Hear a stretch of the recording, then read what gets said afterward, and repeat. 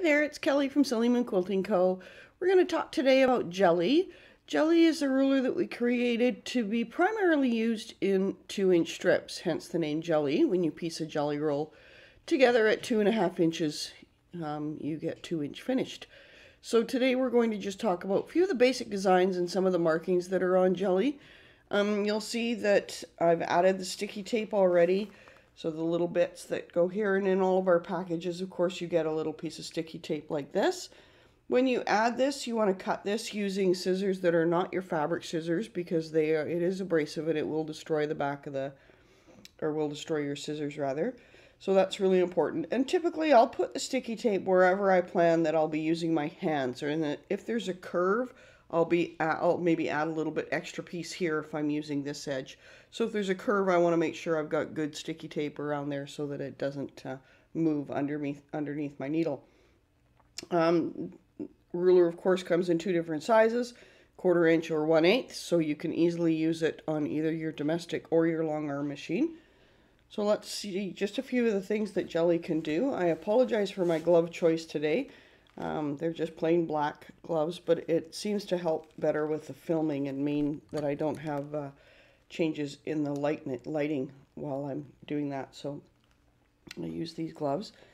So you'll see that jelly is symmetrical about this center hole. So if we look at this shape here and this shape here, they're like a mirror images of each other. So that's important to note when you get further into designs. All of our rulers that have a little indent like this, the reason for that is that your ruler foot will nest beautifully right in there, and your needle is 1/4 inch away from the edge of your ruler foot. Typically ruler feet are 1/2 inch. There are exceptions to the rule, but 1/2 inch is typically the diameter of your ruler foot, which places your needle, which should be in the center of your ruler foot, 1/4 inch away from the edge, which means that your needle is 1/4 inch away from your ruler. So by doing this, it just kind of nests in there nicely, and you know that you're kind of organized and centered. So the thing with jelly is this edge here, and once your needle is in there, it are 2 inches apart. So all I need to do, I've drawn 2-inch strips on this sample rather than actually stitch it, but I've drawn 2-inch pieces on here. So I've got a line here and a line here marked out at 2 inches. So I want to line up this long flat edge on my line on this side, and that gives me 2 inches. So from the needle to here is 2 inches, and my needle will come down and end up right on that line there. So that's all we have to do to create a serpentine line. So we want to hold jelly at the top here and somewhere down here just to secure it. And typically when I'm coming around a curve, I'll put 1 extra finger on that as well. So I'll hold it here and then come back down around and hold that. So I've already done my locking stitches. And that brings me right back down to my seam on the other side. So you can see there I've created a nice serpentine line. So now how do we create, how do we echo that line and make sure that it's the same distance apart? Well, we could use one of our other tools like Dude or Spacey. If you're not sure about those, check out our other YouTube videos. But I tend to, if I'm using a ruler, I like to be able to use the spacing on there. Now keep in mind this is not going to be as accurate as using Spacey to create your spacing, but we can use an edge. So we can pick, we've got this edge or this edge or this edge. Those are 3 really good ways for us to determine the spacing between our serpentine lines. So I'm just going to use this edge here.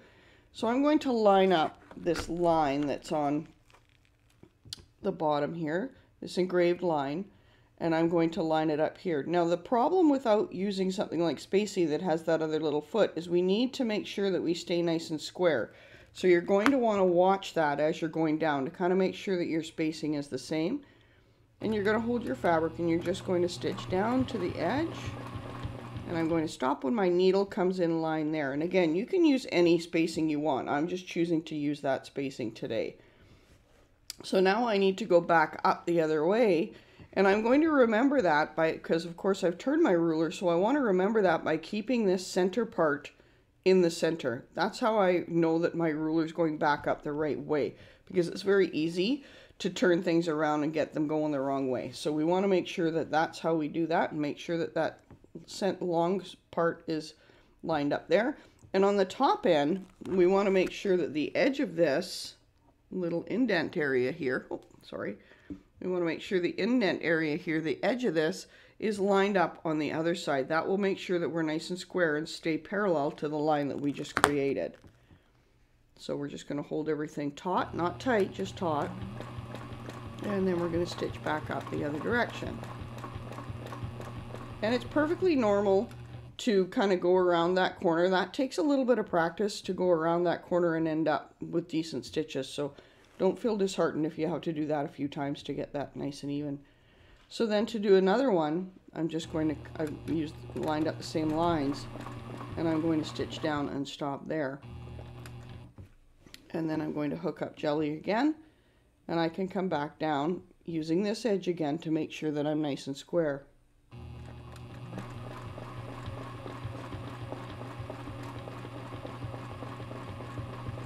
So you can see that's repeating our line quite nicely there. We've got a nice little serpentine line, which would be perfect for a border or any other design. Now another design that's really cool with this, to rotate this the other direction, we're going to, or sorry, not rotate it, but we're going to keep this this way. But so we ended with jelly here. If I take jelly and I rotate it the other way, so the center flat parts is staying in the center.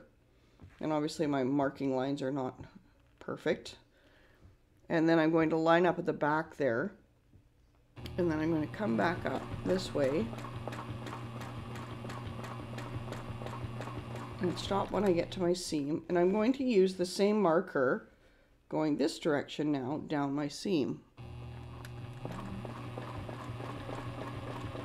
And I'm going to stop when I get to there. And I'm bringing jelly back, and I'm going to line that up along that center again so that I know I'm coming down square.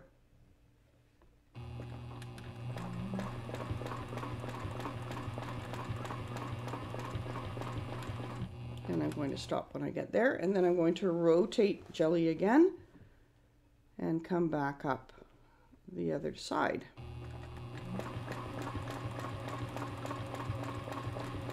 And you can see that you start to create, I'm going to break my thread there just to show you. You can see you start to create this really cool little whale tail design. And this is something that you can repeat over a long area. So say you don't just have a jelly roll. This, of course, is now a 4-inch piece. So I've taken that 4-inch piece and drawn a line halfway through, and that gives me jelly going across 4 inches, this little whale tail. But you can repeat this design easily going across a long quilt. So you would just keep going all the way along one and then come back the other way. So one of the other features of jelly is this little section here. And we made everything on jelly to be 2 inches just to keep things nice and even and make sure that it can do a lot of things within a 2-inch strip. So if I take jelly, and there's lines that are here, so there's 3 lines that are here, and all our lines are engraved so that they'll never come off. I've got 3 lines there. This center one on this side and the center one on this side, those are the lines that I want to line up on my 2-inch strip. And by lining up those 2 lines, that puts my needle in a position that I can go across that edge. And you got to be a little bit careful because it is right at the edge. I'm not pulling up my thread. I'm just going to lock my stitches there to show you. I can go side to side creating piano keys. You do have to be cautious when you get to the other side, though, that you stop before you come around this little corner. Now, by using this, I can then turn jelly, and I can go up a couple stitches. A little bit more. And I can turn jelly, and I can use that line that's on jelly going this direction. So horizontally, that line on top of this line will give me 1/2 inch spacing. Why 1/2 inch? Because my needle is a 1/4 inch away from the edge of my ruler foot. So if I were to put this line, or the edge of what I just quilted, underneath this edge. So if I put the edge of my ruler on top of the line I just stitched, that is going to put my needle in a position that I'm a 1/4 inch away from that ruler. And so I could come straight down there if I wanted, say for example, piano keys in a 2-inch strip. That will allow me to create those quite easily. If I want them 1/2 inch apart, I'm going to use the first engraved line. So I've got a 1/4 inch from the engraved line to the edge of jelly, and a 1/4 inch from the needle to the edge of my ruler. And then I'm going to line up the same lines going straight. And I'm just going to go back across my jelly strip and stop when I get to the other side. And there I've created piano keys, and I can use either 1/4 inch, 1/2 inch, or 3/4 inch spacing, easily just using the markings that are on jelly.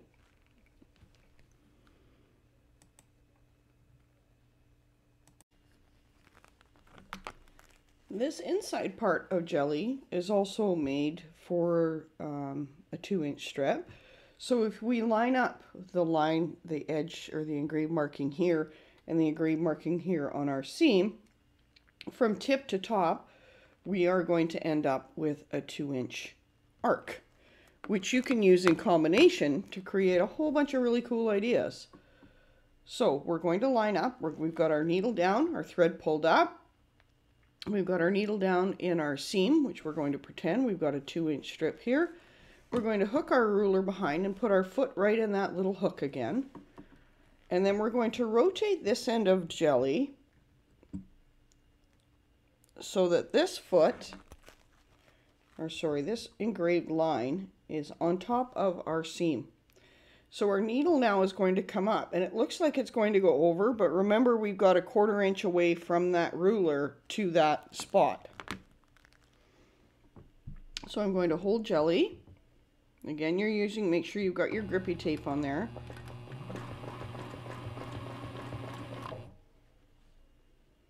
Stop if you have to shift your hand so that you have space to get around the foot.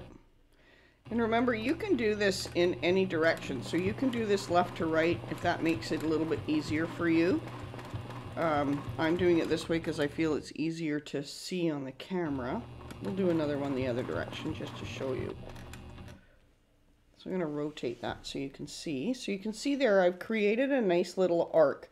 Now you can do one of two things. You could do the same arc. I could repeat that and have it going back this way, and it creates a neat little bracket design. So let's just do that. And that's going to bring me back to the other side. Now it's not such a big deal that I don't have another line up here to mark that 2-inch strip, because this is my reference line. That's the line that I'm using as my reference, telling me that I'm nice and straight and square. So you can right off the top create a really cool little bracket. Now this would be great if you had an area of the quilt that you wanted to highlight, so to create a frame around. So maybe it's not in a 2-inch strip, but you want to create a little frame. So you've created a frame, and you can echo that as well. So let me turn that a little bit more so you can see it. So you've created a nice little loop. So it would be really cool if you took this, did this, if you had, say, a cute cat or a dog or something here, and you took the outside part of this and you did a simple meander, it would squish down the outside and it would make this section pop, right? So that's going to give you a nice little frame for jelly. And you can see here, I want to show you that you can easily use jelly going any direction you want. So now I want to echo this little loop, which creates a really neat little border design as well. So to move any distance, as we did with the whale tail, I can use any of these as my guide for spacing. So you can either do that, or you can use something like Spacey. But I've got this right now, so this is what I'm going to use. So I'm lining up my needle with the edge of this, and I'm going to stitch over until my needle reaches here. That gives me pretty good spacing for what I'm trying to achieve. And I'm going to make sure that I'm kind of nice and square. So I want to see what my spacing is on this side. So my line here, I should be a 1/4 inch away because I'm using that as my spacing. And that'll keep my spacing nice and straight. But you're also stitching down your ditch, so that will help as well. So I'm going to stop there. Then I'm going to line up jelly again same thing. So I'm using this line on this side of the seam, and I'm rotating on this end to make sure that I'm nice and lined up there as well. And then I'm going to come back up.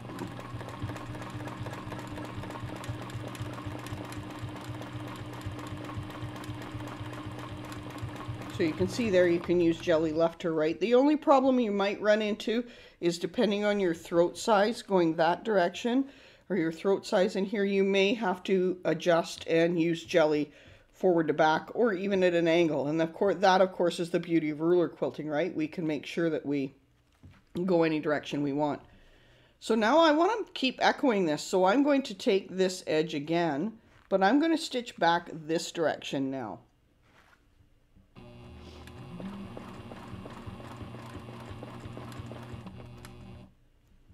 And then I'm going to slide my ruler along and line it up there, and line it up on this side again using the same registration lines.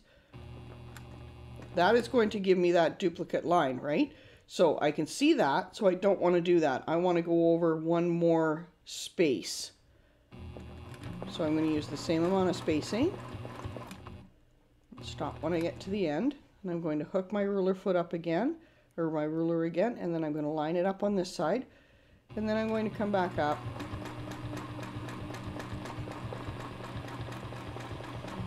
And move those threads out of the way before I get into trouble with them.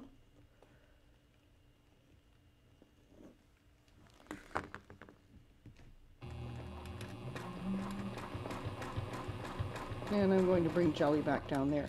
So you can see I'm starting to create a bit of a pattern. Now, I'm going to go, if I go back one, I'm going to end up there. If I go back two, I'm going to end up there. So I'm going to go back this way, and that's going to end up filling that little void. And you want to make sure when you're doing this design, you think about your path, right? So you're not doing a bunch of backtracking, but you've got your ditch. You can always stitch in your ditch if you need to. And then I'm going to come back here.